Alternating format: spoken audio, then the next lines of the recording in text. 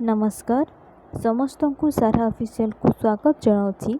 आज आम जाना ओडिशार विश्वविद्यालय एवं तार प्रतिष्ठा वर्ष क्यों विश्वविद्यालय केवे प्रतिष्ठा होता ताहा जाना। तो डेरी नक चलतु भिडियो को स्टार्ट करवा और नुआ नुआ भिडियो पाइबापी समस्ते चैनल को सब्सक्राइब करनी। तो एक नंबर अच्छी उत्कल विश्वविद्यालय समस्ते जानते कौटी अच्छी से भुवनेश्वर ठारे अच्छी तार प्रतिष्ठा वर्ष हूँ 1943। दुई नंबर ठारे अच्छी संबलपुर विश्वविद्यालय संबलपुर बुर्ला ठारे संबलपुर गोटे बुर्ला जगार गोटे ना अच्छी से बुर्ला ठारे कना रही। तो तार प्रतिष्ठा वर्ष केबे ना 1967। तीन नंबर को जीवा संबलपुर विश्वविद्यालय संबलपुर ठारे रही। तार प्रतिष्ठा वर्ष से संबलपुर विश्वविद्यालय सहित सेम 1967। चार नंबर को जीवा चार नंबर रही ओडिशा कृषि वैषयिक विश्वविद्यालय सेटा रही कौठार ना भुवनेश्वर ठारे रही। तार प्रतिष्ठा वर्ष हूँ 1962। पांच नंबर रही संस्कृति विश्वविद्यालय श्री विहार पुरी ठारे है।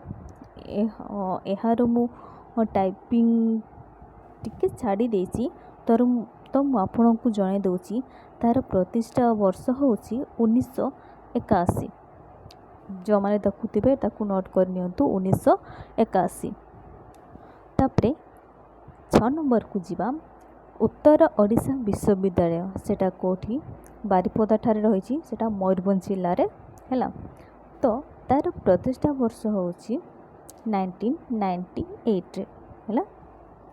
7 नंबर रही फकीर मोहन विश्वविद्यालय सेटा कोठी रही ना बालेश्वर ठारे रही सेटा 1999 बा 1999। 8 नंबर को जीवा 8 नंबर अच्छी उत्कल संस्कृति विश्वविद्यालय सेटा कोठी रही ना भुवनेश्वर ठारे सेटा 1999 रही मान तार प्रतिष्ठा वर्ष हूँ 1999। तापर नेक्स्ट जीवा 9 नंबर को 9 नंबर रही विजु पट्टनायक वैषयिक विश्वविद्यालय सेटा कोठी ना राउरकेला ठारे तार प्रतिष्ठा वर्ष हूँ 2002।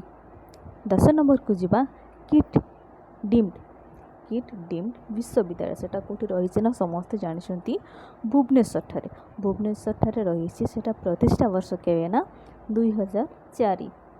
11 नंबर को जीवा 11 नंबर अच्छी रेभेन्सा एकक विश्वविद्यालय सेटा कटक ठारे तार टाइपिंग भी टिके मु भूली जाइए तो मुझे आपण को जणे दउछि तार प्रतिष्ठा वर्ष 11 नंबर हूँ 2006।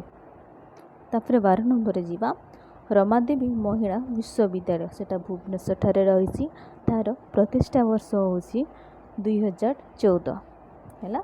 तो आज भिडियोटी एतिकी थिला आशा करी भिडियोटी समस्त को भल लगी।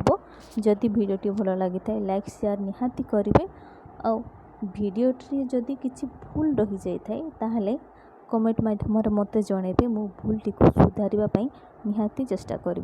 तो आज भिडियो को मुझे शेष करुँची। धन्यवाद।